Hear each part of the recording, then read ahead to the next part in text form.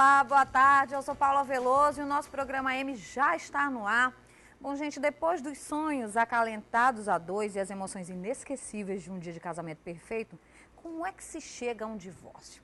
Traição, novo amor, incompatibilidades que foram crescendo entre as duas pessoas, desequilíbrio na divisão das responsabilidades domésticas, rotina, afastamento gradual, um quer ter filhos, o outro não, carreira, dinheiro, familiares intrometidos, falta de comunicação e a lista continua. O divórcio pode surgir na vida de um casal de uma hora para outra, proposto por uma das partes. Pode ser também uma decisão mútua. Ou pode ser também a única solução possível depois de meses ou anos tentando salvar o casamento. Qualquer que seja o caso, o fim da vida a dois é sempre muito dolorosa. Hoje a gente conversa sobre esse assunto, sobre essa experiência tão difícil com a nossa psicóloga, Giana Moana. Boa tarde, Giana. Oi, Paula. Boa tarde. Prazer estar aqui no programa M. Então, né, acho que o tema do divórcio é um tema bastante importante, né? Antes de vir para cá, estava lendo umas estatísticas do IBGE. E eu estava vendo lá que de 2010 para 2011, aumentou em 45% o número de divórcios, né? Então é um dado muito significativo. As pessoas estão se separando mais. É um número um pouco assustador até. Né? Apesar de que, assim, o lado bom é que o número de casamentos também não diminui, né? Continua. Então, assim, aquele mito de que isso vai influenciar, né, a diminuição dos casamentos, eu acho que não é bem por aí. Mas o fato é que, bom, sim, muitas pessoas estão se separando, né? A gente pode elencar vários motivos, desde os motivos macropolíticos aos micropolíticos, né? Os macro, acho que tem a ver com a mudança da sociedade em geral, né? A entrada da mulher no mercado de trabalho, a pílula anticoncepcional, quer dizer, a mulher aí um pouco mais ativa nesse processo, né? Social. Então, acho que isso é um aspecto, a gente poderia colocar macropolítico, das mudanças sociais que vem acontecendo culturais nas últimas décadas. E aí as questões micropolíticas, que são as que você citou, né, no início do programa, que aí vai da questão do relacionamento a dois. Daquela vida no dia a dia, né? No dia a dia. Eu acho que, assim, na verdade, o divórcio, ele deixou de ser algo vergonhoso ou até mesmo patologizante, como, né, existia esse conceito há muitos anos atrás, né? Aquela mulher desquitada, pronto, era condenada, era excluída, era pária, mal vista. Né? Exatamente, mal vista. É a mulher que o marido largou. Eu acho que isso tem mudado. Mas também é importante a gente falar que, assim, sem dúvida, o divórcio ele é um processo doloroso, né? O divórcio não deixa de ser o fim de um sonho, de um projeto de vida, né, que a gente acalenta desde que a gente é criança, né, que a gente escuta lá as historinhas e foram felizes para sempre, né? Então a gente tem esse para sempre como algo internalizado. Então quando isso se quebra, né, quer dizer, você sofre não só pelo fim do casamento em si, mas por tudo que você construiu em torno disso, todos os projetos, todos os sonhos, todas as expectativas, né? Então é um período difícil, doloroso, né? Tanto para os casais como para os filhos, se esse já existe na relação. Agora, sim, o que a gente discute um pouco também, e o que chama muita atenção, é que até por a gente acompanhar a mídia e por ver as celebridades e ver os casamentos todos se acabando por uma aparente falta de motivo, existe então uma banalização do divórcio hoje em dia, ou do casamento, tipo, casei hoje, amanhã eu já quero separar. E o que seria realmente um motivo para você divorciar? Eu acho que hoje as pessoas estão menos tolerantes à frustração. Né? Eu acho que esse é um fator importante. As pessoas, por qualquer motivo, elas já chutam o pau da barraca. Exatamente. Né? Eu acho que o tempo da reflexão, o tempo do diálogo, é algo que nessa sociedade contemporânea a gente tem vivido uma crise. As pessoas, elas querem tudo muito imediato, né? O prazer tem que ser logo. Porque numa relação, um relacionamento, ele não é feito só de amor. Né? Exatamente. É que a gente estava até conversando. Não é só o amor que vai fazer com que uma relação dê certo. O amor, ele é fundamental. Mas outros sentimentos... Companheirismo, lealdade, cumplicidade, compreensão, né? E outra, eu até acrescentaria a negociação. Sem dúvida, essa é fundamental. Né? Quer dizer, no sentido de que a gente precisa discriminar que coisas que a gente vai renunciar ou ceder, porque isso faz parte, e que coisas não, que ali é algo que não dá para eu abrir mão. Né? Então eu vou ter que ter esse espaço, né, que eu vou ter que ir pensando, porque nem vou ceder demais, a gente não está falando de uma submissão, e nem falando que o ceder é algo apenas feminino, é uma coisa do casal. Então, não tem jeito. Eu vou ter que negociar. Fazer uma listazinha de prós e contras aí. Né? Ao longo do relacionamento. Então, eu acho que você saber negociar, você saber dialogar, você poder ceder, você poder abrir mão, eu acho que é fundamental para que uma relação possa ser duradoura. E você também saber os seus limites, né? O que vale a pena você aguentar ou não. A gente tem, inclusive, um bom exemplo disso. Eu até pedi para fazer um depoimento para a gente aqui, que é da nossa colega aqui de trabalho, aqui na TV Guará, que é a Mônica Moreira Lima. Vamos ver a experiência dela.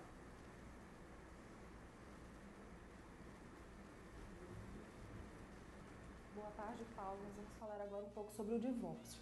Sobre as principais causas de divórcio aqui no nosso estado, não só aqui no nosso estado, mas também no Brasil. Que ainda é a traição, o ciúme, a própria incompatibilidade de gêneros do casal, né, a violência doméstica, que ainda afeta muitos lares das pessoas, e também problemas na própria criação dos filhos. Né? O certo é que o divórcio ainda é muito traumático, né, tanto para os pais quanto para as crianças, para os filhos. E o que a gente geralmente, como advogado, escuta muito?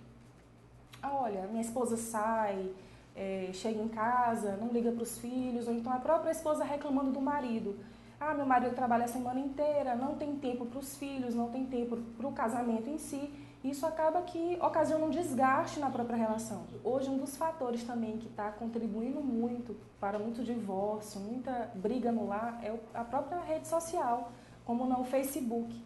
Né? Hoje, o próprio Reino Unido fez uma pesquisa das 5.000 ações judiciais de divórcio, 33% foram ocasionadas pelo Facebook. Né? A esposa que descobre a senha do marido e vai investigar e descobre essa outra maneira de traição. Ainda hoje é a mulher quem procura mais o advogado para se divorciar. Né? E aí ela não só quer o divórcio, como ela quer a questão da visita aos filhos, né? Que é regular a visita dos filhos, a guarda também, às vezes. Eu já tive casos onde a mãe quer que o pai participe, ela precisa ir para a justiça. E já tive casos também que o pai dá a pensão, mas acha que pagando a pensão está tudo resolvido. Não é assim. O pai também tem uma função importante na educação dos filhos.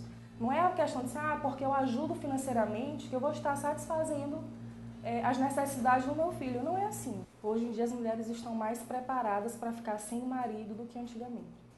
Aqui e acolá a gente encontra mulheres que querem se divorciar, porém elas sentem a necessidade de ter o parceiro ao lado. Mas a quantidade é bem menor, porque as mulheres hoje elas estão mais independentes. Então elas já não sentem tanto como antigamente. Hoje em dia é mais comum você ver uma mulher que já passou por 2, 3 casamentos. Então, elas já encaram o divórcio de uma outra maneira. Bom, a gente está vendo, eu pedi o depoimento da Mônica Moreira Lima, mas acabou saindo primeiro aqui um outro depoimento que eu acho super bacana, que é da advogada, a doutora Fernanda Gomes. Muito obrigada por participar do programa. Que é onde ela fala aí as estatísticas, a real de um escritório de advocacia. O que ela recebe de divórcio lá? Normalmente são as mulheres que procuram, né? Elas estão mais preparadas para isso hoje. Sem dúvida, o pedido de divórcio ele é feito na maioria das vezes pelas mulheres, e acho que pelas mudanças macropolíticas que a gente falou, as mulheres elas hoje têm mais condições de enfrentar isso, de se colocar à frente dessas questões. Agora tem uma outra coisa um outro ponto na fala da advogada que eu acho importante a gente falar, que é a questão do trauma do divórcio. Sim. Né? Eu acho que algumas coisas precisam ser desmistificadas, né? Que o divórcio ele é sim um processo doloroso, sem dúvida, para os filhos, para os pais, mas também você manter uma relação, né, em que não existe mais amor, felicidade a qualquer preço, também é algo que vai gerar um ambiente familiar desconfortável, Sim. Muitas vezes patológico, né? Quer dizer, aqueles filhos vão ter a ideia de que, assim, casamento não é legal. Porque essa briga, essa confusão. Então, eu acho que tem questões aí, não sei se a gente pode falar um pouquinho mais sobre isso no segundo bloco, mas que não necessariamente o divórcio vai levar a um trauma no sentido assim, de filhos problemáticos. Mas para que isso aconteça, claro, é preciso que os pais sejam maduros, que eles possam fazer uma diferenciação entre a função conjugal e a função parental. Não usar o filho como cabo de guerra. Para que não aconteça, né, a alienação parental. Exato. Que é um uso que os pais fazem, né, dos filhos para conquistar favores e... Para vigiar, para tudo, né? Para uma série de coisas. Então, acho que essa é uma outra questão importante para a gente falar também. A gente vai só fazer um intervalo comercial, então rapidinho a gente volta já já que a gente continua falando sobre o assunto. Não sai daí.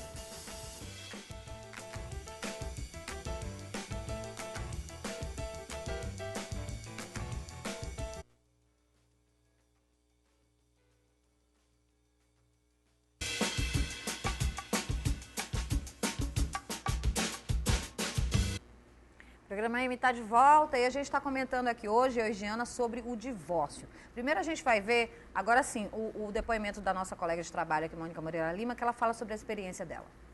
Olá, Paula. Olá, Giana. Um prazer estar participando do programa M, falando um pouquinho de um tema tão delicado quanto é o divórcio, porque eu acho que ninguém casa pensando em se separar.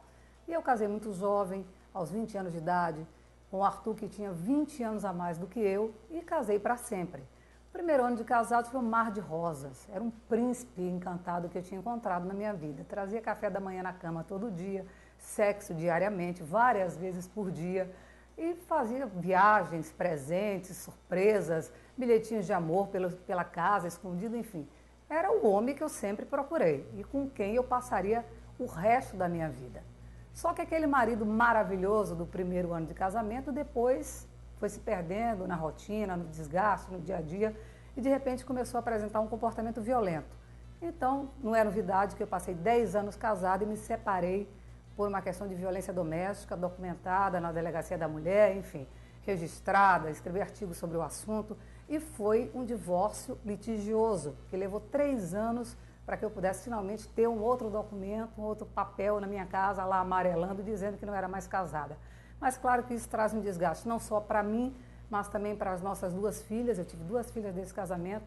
A caçula tinha 6 anos quando eu separei e eu tive que fazer muita terapia depois disso. Inclusive, a minha filha também fez terapia com uma psicóloga de São Paulo, a doutora Ivelise, maravilhosa, que nos ajudou muito a superar toda essa etapa, todo esse problema, que o divórcio nunca é uma coisa fácil, ainda mais para mim, que amava meu marido e que era amada por ele. Mas por uma questão de incompatibilidade de gênios e dessa questão da agressividade descontrolada que a gente não conseguiu contornar, apesar dele fazer também terapia, hipnose regressiva, uma série de coisas que nós tentamos antes de eu fazer a opção definitiva de me separar. A decisão foi minha e não me arrependo. Agora, não recomendo para ninguém. Divórcio, eu acho que é sempre a última coisa para você pensar no relacionamento. Sempre, se houver amor, dá para a gente tentar contornar. Pois é, e aí a gente volta para aquela questão, Jana, dos limites. Até onde a gente pode aguentar, até onde a gente pode lutar, o que é que vale a pena você ainda manter desse relacionamento, né? A questão dos limites eu acho que é muito particular de cada um, né? Acho que tem pessoas que conseguem mais além, outras já não. Eu acho que até onde você vai aguentar é uma coisa muito particular de cada um. Acho que vale uma reflexão. O que me faz estar com essa pessoa? É amor? É medo? Né? Medo da solidão? É medo de, né? É o comodismo, é o dinheiro, é a vida familiar e tudo. Então, acho que essa é uma reflexão muito válida. O que me faz ficar com essa pessoa? Eu ainda amo e tem chance de resgatar ainda se esse relacionamento não estiver legal. O que a gente pode fazer juntos? Porque eu acho que o resgate é um resgate a 2, né? Não dá pra gente remar sozinho, tem que ser uma remada. Exatamente. É que nem a Mônica falou, né? Todo mundo foi fazer suas terapias para tentar salvar alguma coisa. Com certeza. Então, sim, se existe um desejo ainda de estar junto, eu acho que vale a pena você tentar. A terapia é um caminho muito válido, né? Porque vai te propiciar uma reflexão sobre aspectos que, às vezes, sozinhos, a gente não dá conta. Se não der para fazer terapia, às vezes conversar mesmo, poder dialogar, ser franco, ser honesto com você e com o outro, porque a gente só consegue ser honesto com o outro se a gente consegue ser com a gente inicialmente. Né? Então, assim, eu acho que poder refletir sobre essas questões, porque crises a gente passa, né? Diferenças todos nós vamos ter. Como é que a gente vai contemporizar tudo isso, né? E é muito fácil para quem está de fora dizer assim, por que não larga? Por que não faz isso? Por que não faz aquilo? Só você que está dentro do relacionamento é que você sabe o que é que você tem condição de viver ainda, de vivenciar e o que vale a pena você ainda manter, né, desse relacionamento. E uma outra coisa também importante, eu acho assim, é até uma coisa anterior, o que me levou a casar com essa pessoa? Pois é, se Porque esqueceu isso porque também ele era é uma- tão perfeito. E aí, o que Porque foi? isso também é. Às vezes tem gente que casa porque eu já tô muito. Porque eu tô tantos velha, anos, porque eu tô não então sei o quê. vou logo Que casar. isso? Então, aí já começa uma relação com questões que vão influenciar, né, esse relacionamento. Tem que- Então, acho que esse é um outro aspecto também. Aquela história de pensar bem antes de dizer o sim é uma coisa muito séria, viu, gente? Não é... O povo hoje em dia também meio que casa, assim, no embalo, né? Minhas amigas estão todas casando, eu vou casar também. Né? E não é por aí. E é interessante que eu tenho visto muito no consultório, independente da faixa etária, o medo da solidão. Mulheres de 20, 25, 30... O medo de ficar sozinha, gente. Qualquer que seja a faixa etária, eu acho que esse é um medo que tem sido muito recorrente nas pessoas, né? O medo da solidão.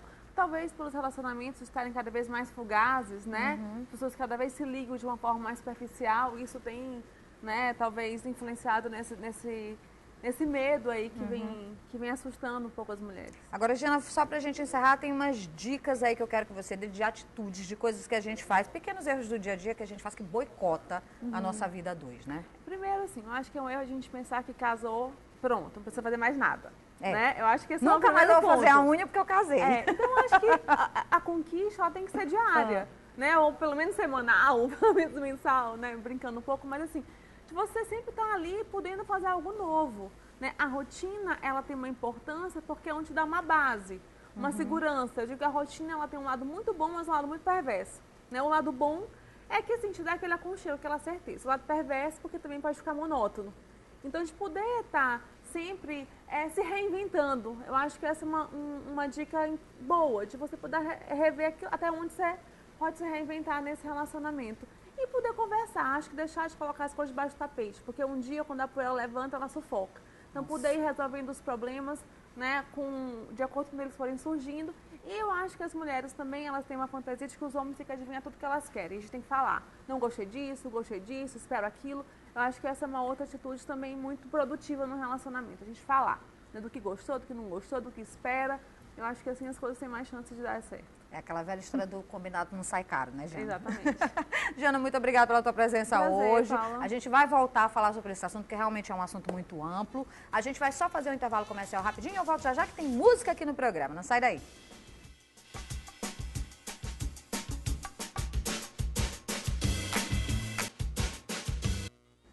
Estamos de volta e agora é hora de falar de música aqui no programa. Os fãs do rei do pop Michael Jackson podem ficar ligados, porque eu recebo o cantor Jamilson Jackson, que promete emocionar o público em um show especial que reúne os maiores sucessos do astro americano, hoje, a partir das 19 horas, na Praça de Alimentação do Shopping da Ilha. Boa tarde, Jamilson, seja bem-vindo ao programa M, tudo bom? Boa tarde, Paulinha. Para mim é um prazer imenso estar aqui pela primeira vez e dizer que está sendo uma honra. Ai, obrigada. A honra é nossa, a gente que adora aí Eu assisto direto o música. programa de madrugada. Às vezes quando tem reprise eu fico Tem ligado. reprise todo dia, 00:15, gente. Ó, quem não consegue assistir meio-dia e meia pode assistir 00:15, que a gente está lá. Me fala um pouquinho desse teu trabalho, né? Esse trabalho meio cover. Por que o Michael Jackson? Desde quando você se interessou por esse artista? Desde os 5 anos de idade, né? Meu pai é músico, minha família toda de músico. Então naquela época meu pai comprava muitos discos de vinis desse pessoal da Motown, que era Stevie Wonder, Diana Ross. E o Michael Jackson foi o timbre que chegou assim, que eu ouvi, eu pequeno já, e aquele negócio de música, banda, ensaiando lá em casa, eu ficava vidrado e queria escutar e aprender a fazer aquilo ali. Eu já tinha uma noção, eu acho que, de música, né? Até porque você Cara, vivia também nesse meio, né? meio, O tempo inteiro, com o pai meu pai, tocando. meus tios. Então, cara, eu assim, me apaixonei. Mas a vertente mesmo foi em 93, quando ele veio em São Paulo. Foi quando eu pude observar e ver o show, né? Eu vi Aquela pela televisão, grandiosidade, né? aquela dança, aquela coisa. Até então eu assisti o videoclipe de Thriller, eu morria de medo. Quando eu tinha Sério, gente, eu amo. Pra mim é uma das melhores coreografias já eu criadas morria até de hoje. medo. Depois, já com mais idade, eu fui compreender que era uma coisa de teatro e tal, música. Quando eu vi o show, cara, eu Apaixonou. fiquei louco pela situação artística, entendeu? Do cara. E a dança é uma... Você dança também? Não, Eu só tento, canta. né? Tenta, né? A gente tenta. Porque assim, a dança é uma das marcas registradas dele também, todas aquelas coreografias são coisas que marcam. Ele foi o precursor do break dance. Exatamente.